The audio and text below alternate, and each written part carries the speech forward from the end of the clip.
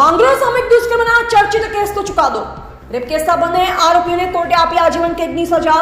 રામ સજીવન વિશ્વકર્મા અને મુન્ના પાસવાનને કોર્ટે આજીવન કેસ સાથે ₹5,000નો કર્યો દંડ। આરોપીઓને ફરિયાદીને 10 લાખનું વળતર ચૂકવવા કર્યો આદેશ। પોક્સો એક્ટની તથા બળાત્કારની કલમ હેઠળ આરોપીને થઈ સજા। 47 સાક્ષી 85થી વધુ દસ્તાવેજી પુરાવો મોબાઈલ ક્લિપ સહિત પુરાવો થયા રજૂ। સામૂહિક દુષ્કર્મ કેસના બંને આરોપીઓને જિંદગીના છેલ્લા શ્વાસ સુધીની સજા। કોસંબા માંગરોળ ખાતે જે ગેંગરેપનો બનાવ બનેલો 8-10ના રોજ તે કેસમાં સુરતના સ્પેશિયલ કોર્ટના જજ શ્રી વી પરમાર સાહેબે શનિવારે ચુકાદો જાહેર કર્યો અને 2 આરોપીને દોષિત ઠેરવા। સજા બાબતનો ચુકાદો પેન્ડિંગ રાખવામાં આવેલો હતો। બંને પક્ષની દલીલો પૂર્ણ થયા બાદ આજે નામદાર કોર્ટના ન્યાયાધીશ શ્રી પરમાર સાહેબે ચુકાદો જાહેર કર્યો છે। તે પ્રમાણે બીએનએસની કલમ 72 એટલે ગેંગરેપના ગુનામાં બંને આરોપીને આજીવન કેદની સજા ફટકારી છે તથા 5,000નો દંડ કર્યો છે। આજીવન કેદ એટલે જિંદગીના અંતિમ શ્વાસ સુધીનો કેદની સજા, તે રીતે સજા ફટકારી છે।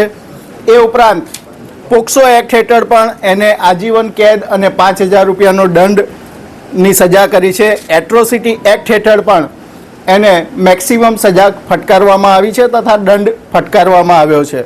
સાથે સાથે ભોગ બનનાર પીડિતાને વિક્ટિમ સહાય યોજનામાંથી 10 લાખ રૂપિયાનું વળતર આપવું તેવો પણ હુકમ કર્યો છે। નામદાર કોર્ટે પોતાના ચુકાદામાં નોંધ્યું છે કે આરોપીનો ગુનાહિત ઇતિહાસ જોતા અને જે રીતે મોબાઈલમાં ક્લિપો જોઈ અને માનસિક વિકૃતિ જોતા, એ ઉપરાંત ભોગ બનનારના પરિવારને જે આઘાત લાગ્યો છે એ બધું જોતા આ આરોપીને ઓછી સજા કરવી એ યોગ્ય દેખાશે નહીં।